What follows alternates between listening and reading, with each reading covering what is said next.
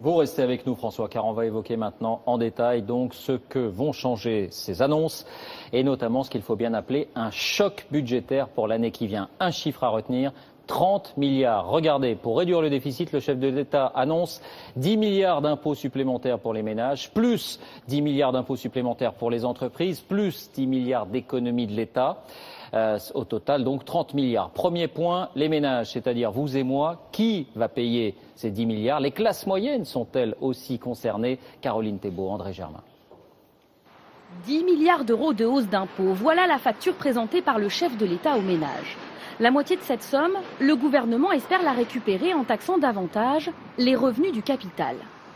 En clair, les dividendes que vous touchez si vous avez des actions dans des entreprises, les intérêts que génèrent vos obligations ou encore les plus-values versées si vous cédez par exemple votre assurance vie.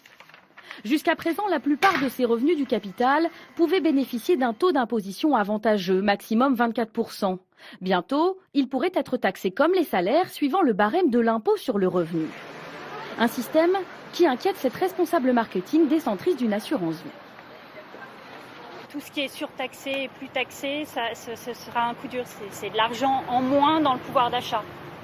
Que ce soit l'assurance vie ou autre chose, c'est ça en plus. Et ça commence à faire trop. Le gouvernement table aussi sur un rabotage des niches fiscales. Si vous réalisez des travaux pour faire des économies d'énergie, si vous faites appel à une nounou ou une femme de ménage, vous pourrez déduire de vos impôts maximum 10 000 euros par an et par foyer, moitié moins que précédemment. Une mesure qui devrait pénaliser les plus aisés, ceux qui utilisent le plus ces niches. Exemple, un ménage avec 2 enfants dont les parents gagnent plus de 8 000 euros par mois à 2. Ce soir, à la sortie de l'école, cette mère de famille dit déjà se serrer la ceinture. J'ai diminué mes heures. C'est pour ça que je suis là aujourd'hui. Je fais la sortie d'école. J'ai diminué les heures et de nounou et de femmes de ménage. Enfin, une nouvelle tranche d'impôt sera créée pour les plus aisés. La part de leurs revenus qui dépasse 150 000 euros par an sera taxée à 45%. Cela concerne par exemple un couple avec 2 enfants qui gagne plus de 40 000 euros à 2 par mois. Un ensemble de mesures qui fait ce soir réagir les Français. Les Français n'ont plus d'argent. Alors si on les ponctionne encore, y compris les gros salaires, c'est fini, quoi. C'est pas la peine. Hein. Les gens ils vont s'en aller. Je vais être un tout petit peu pénalisé parce que heureusement j'ai un petit peu d'économie, mais je trouve qu'il vaut mieux taxer le capital que le travail. Les Français attendent désormais les précisions du gouvernement pour savoir quel sera le montant de l'addition pour eux et leurs familles. Bonsoir Jean-Paul Chapelle, vous nous avez rejoint. On essaye de comprendre avec vous un autre point. Le gel des barèmes va aussi augmenter l'impôt sur le revenu. Pourquoi et comment ?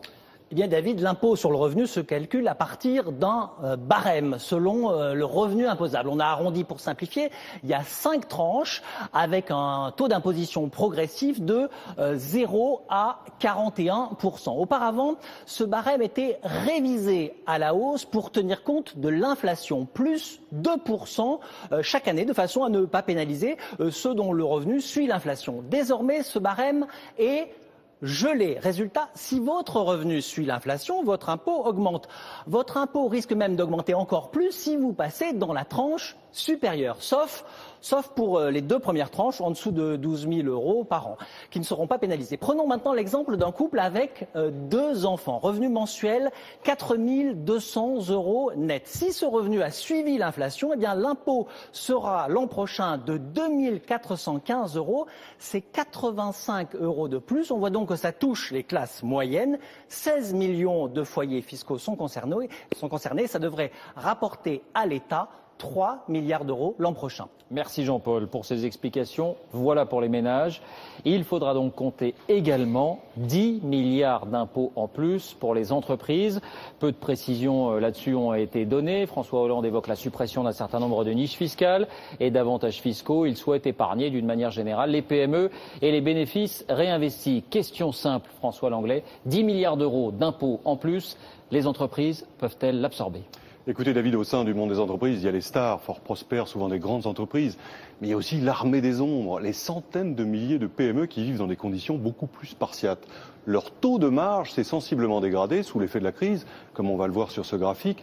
Il est au plus bas depuis plus de 20 ans. Pour elles, un choc fiscal de cette ampleur, c'est autant en moins pour l'investissement. Or, l'investissement, c'est le carburant de la croissance. Voilà pour ces 20 milliards d'impôts nouveaux et on en vient maintenant à ces 10 milliards d'économies annoncées pour le budget de l'État.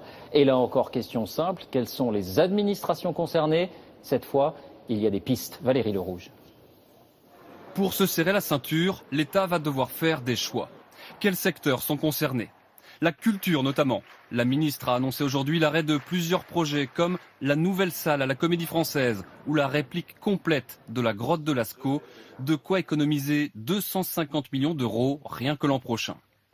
L'administration fiscale sera fortement amputée dans ses effectifs, tout comme l'armée, avec 2 départs à la retraite sur 3 non remplacés, c'est plus qu'aujourd'hui. Côté investissement, de grands chantiers pourraient être reportés ou annulés, comme des nouvelles lignes TGV et notamment le Nice-Marseille. En fait, tous les ministères devront réduire leurs dépenses de 7%, excepté l'éducation, l'intérieur et la justice qui sont épargnés. Est-ce qu'il s'agit d'économies réelles ou en trompe-l'œil? Au final, ça permet d'abord de stopper la hausse des dépenses.